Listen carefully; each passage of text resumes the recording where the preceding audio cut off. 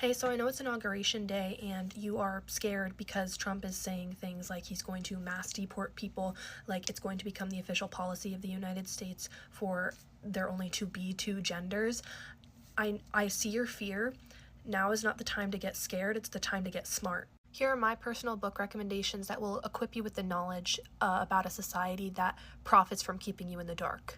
First off, we have Just Mercy by Bryan Stevenson. Just Mercy is Bryan Stevenson's memoir. It recounts his time as a young black lawyer in the South, and it so masterfully combines his personal experience experiencing racism, but also his personal experience working with people on death row or people doing life in every single situation you can imagine. It's broken up by chapters talking about women in incarceration, mentally ill people, cruel and unusual punishment. It talks about all his personal experiences with it and then backs it up with actual facts, statistics, laws that enforce, protect all of this. The book did come out in 2014, so keep in mind it's not as up to date by like academic standards since it's like been 10 years, but I still think it's very, very valuable because obviously these cases haven't changed. You can't change them. If new laws have been passed, they're not included in the book. However, if you don't feel like you can have the stamina to read a book, there is a movie as well as a fantastic documentary called The 13th. I believe it's on Netflix. They both cover pretty similar issues. The next book is Invisible Women by Caroline Criado Perez. This is another nonfiction book that discusses how the world is literally not built for women in every single way you could possibly think of.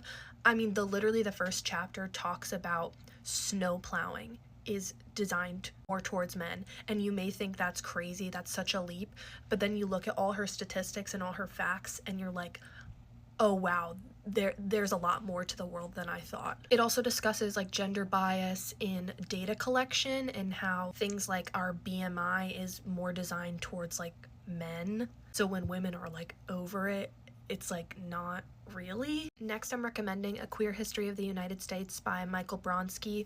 Self-explanatory, but the reason you should read it is because you need to understand the past to understand the present and how the past has influenced the present. A good documentary I think to watch along with this is Screaming Queens, The Riot at Compton's Cafeteria.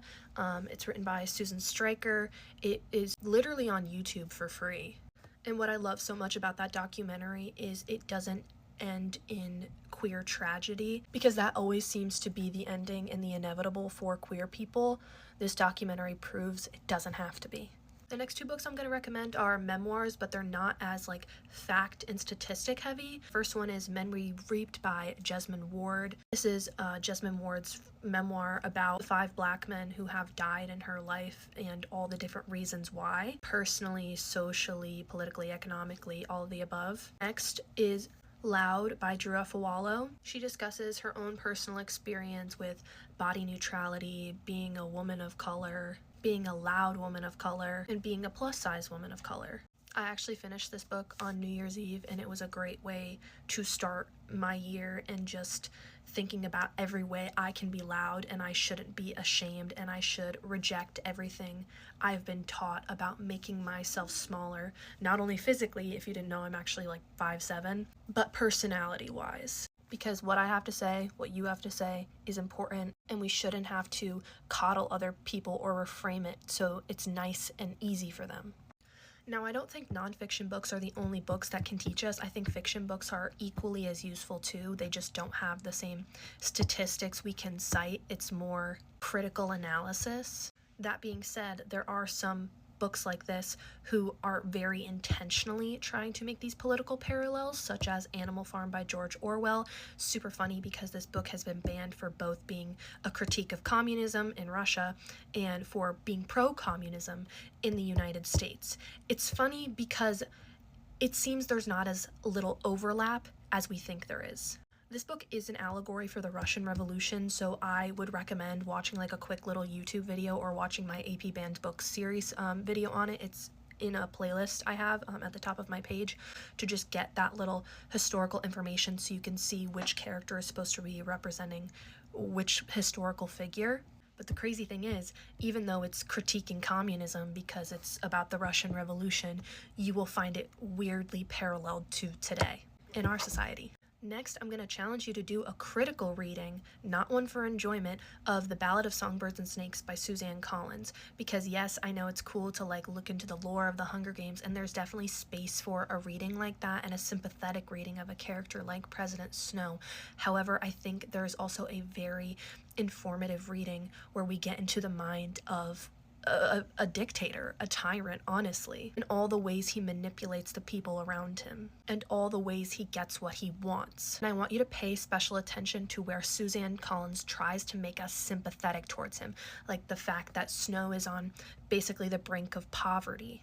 It's very similar to how we look at Trump, to how we look at the bootstrap mentality, to how we look at J.D. Vance especially. He came up from poverty. We should sympathize with him. We should be happy that he's this wealthy now, and that he has this power that he did not have as a child. I want you to think critically about how those narratives can be used as a manipulation tool. Finally, I'm going to recommend one of my favorite books of all time, which is The Book Thief by Markus Zusak. This is a novel about the Holocaust, however, it's from the perspective of the German people who were complicit in the uprise of Hitler. And it's funny because when we read it, we know what's going to happen. We can see the little signs of a dictatorship growing. And I want you to see those little things, like how when Liesel goes to the store, there's a picture of Hitler on the wall. I want you to take note of that. I want you to take note of all the little things that we now know were signs, but right now we think there's some distance between us and history because it was long ago. But let me leave you with this. History doesn't always repeat. It can rhyme.